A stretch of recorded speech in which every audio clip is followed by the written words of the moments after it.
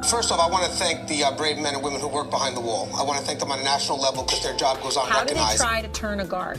Well, correctional officer. Sorry, I apologize. But correctional officer. How you guys doing today? It's Anthony Gangi. Welcome to another episode of Tier Talk. Guys, I am sure we heard of the phrase, be firm, fair, and consistent, especially as a correctional officer, especially if you're going through the academy or the moment you step through the agency. This is a phrase that is drilled into us. But my question is, do we really understand what it means? Or do the people that are actually teaching us this phrase, do they understand what it means? And I think this is going to be a great dialogue. I'm actually going to cover this in my next book. And the person who has changed my perspective on what being firm, fair, and consistent means is my guest today, Russ Hamilton. Russ, what's up, man? Hey, Anthony. How's it going there? Doing good, Russ. How's Keepers of Chaos? Keepers of Chaos is flying right along. We're growing by leaps and bounds and, just taking it one day at a time, getting ready to do a Tough Mudder, hoping some other people will join me. If you're interested, let me know. Tijuana, California, August the 7th. It's going to be 10 miles. It's going to be 20-something obstacles. And if nothing else, if someone wants to come and carry my water, man, I need you out there with me. All right, guys. Now, today's video is brought to you by Guardian RFID.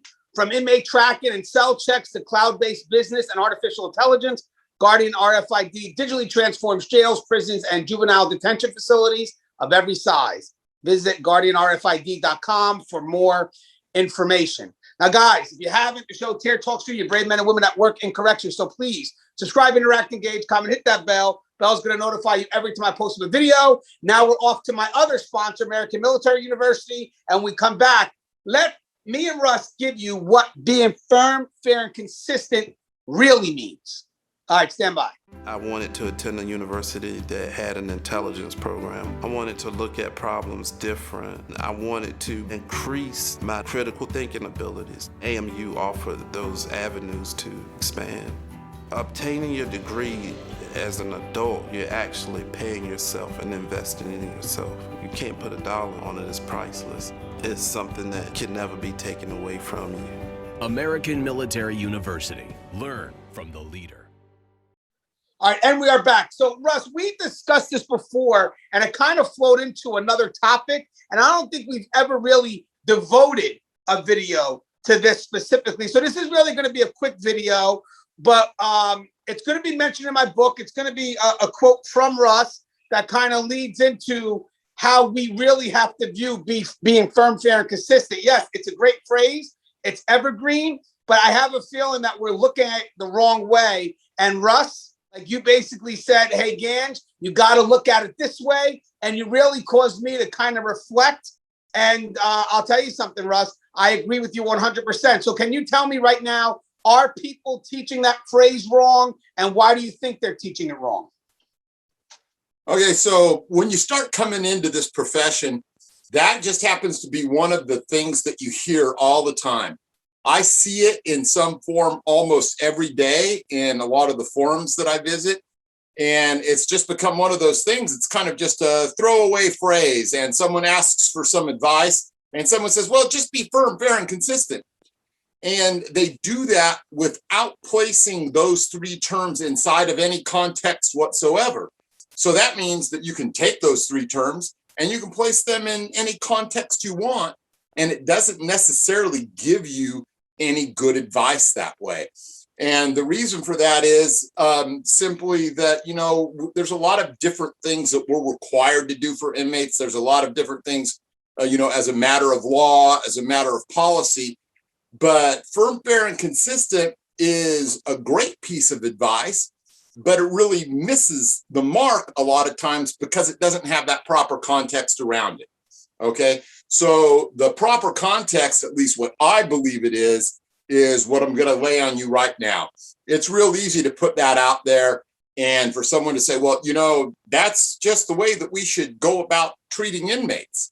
And I say, no, that's not really what it is. That happens to be a side effect of us taking those as our virtues. Those are something we do for ourselves. This is the way that we have guideposts that flesh out that framework that we have to live within with regards to our duty and to our responsibilities and to the oath that we take when we come into this profession.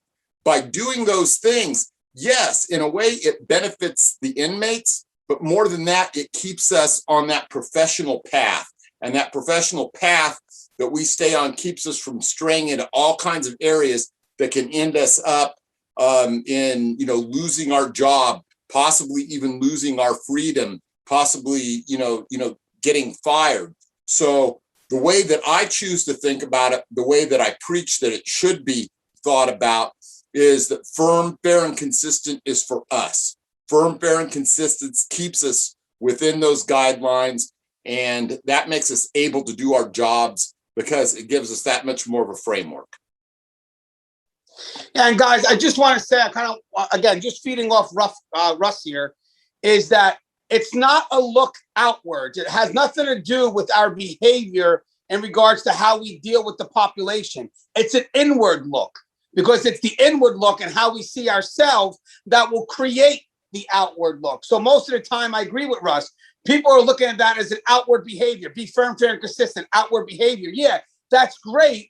But if you don't see yourself in that light, like even the consistent part, yeah, my behavior may be consistent and it can be seen, but there's no foundation. I don't believe in it. It's not inward, so I love what you said, Russ, because when you tell people, hey guys, being firm, fair, and consistent is how you got to be, that reinforces that outside behavior, that outward behavior, because now it's in a foundation. You know what I mean? Especially the anchor of it all, guys. The anchor of being firm, fair, and consistent is consistent.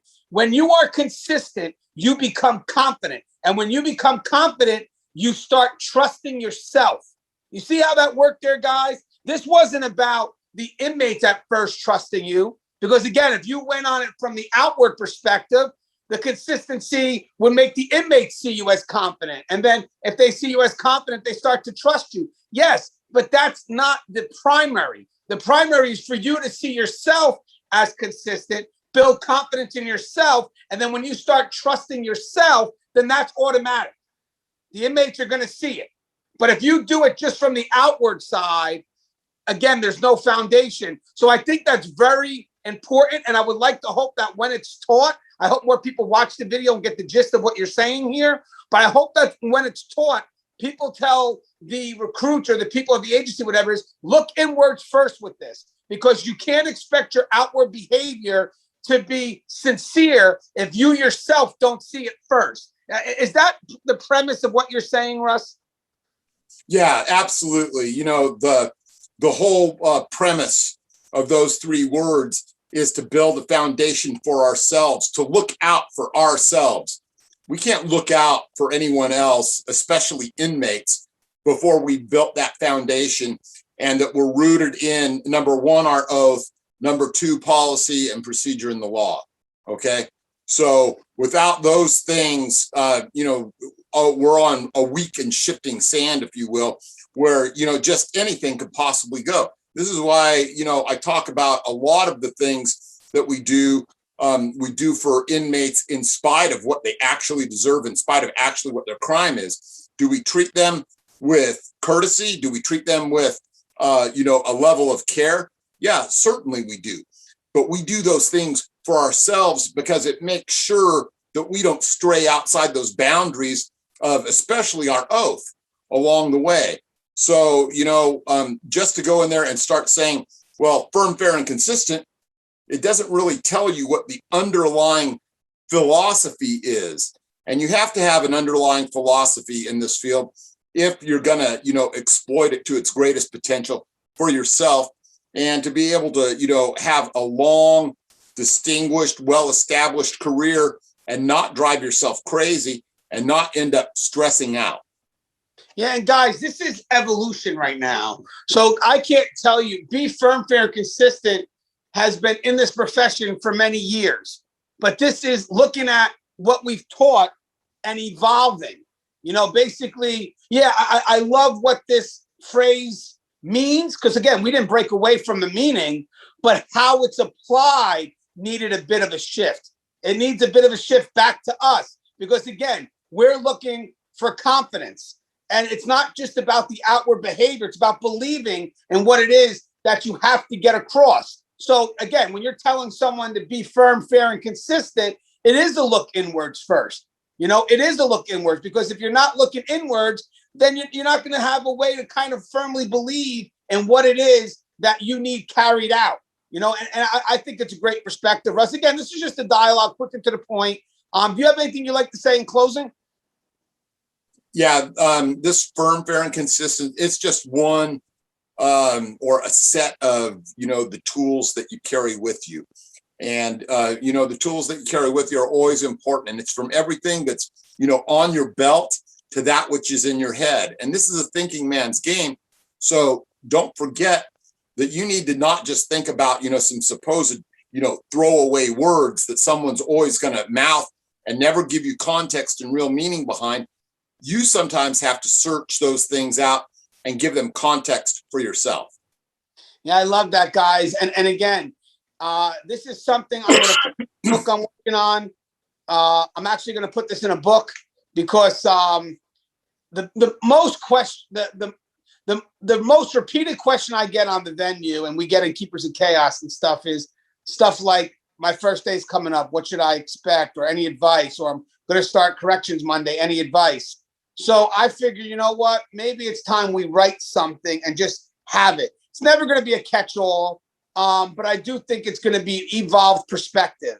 And the first chapter right off the bat breaks into being yourself. And it does break into being firm, fair, and consistent. And we're also going to share a story from Connie as well. But it's going to talk about, being yourself, as I mentioned, but really how important that consistency is. And, for a while, it was more inmates seeing us as consistent. Yeah, I get it. But we have to believe it in ourselves. So technically, we're consistent, so we can be confident, so we can trust in ourselves. And that will automatically be seen. But everything else, to me, is just faking the funk. If you don't see it in yourself, then the outward behavior, it doesn't hold any weight. So I love what you did, Russ, and you're a big portion of that chapter. And obviously, I'm going to have you tell. So how this book's going to break out is we're going to, discuss some stuff, and I'm going to have people give me stories. So you're going to be my story for the second chapter. You're going to submit to me a story about knowing your resources. But we'll talk about that at another time. As always, guys, the show is kept up. If you haven't, please subscribe, interact, engage, comment, hit that bell. Bell's going to notify you every time I post a video. Stay safe.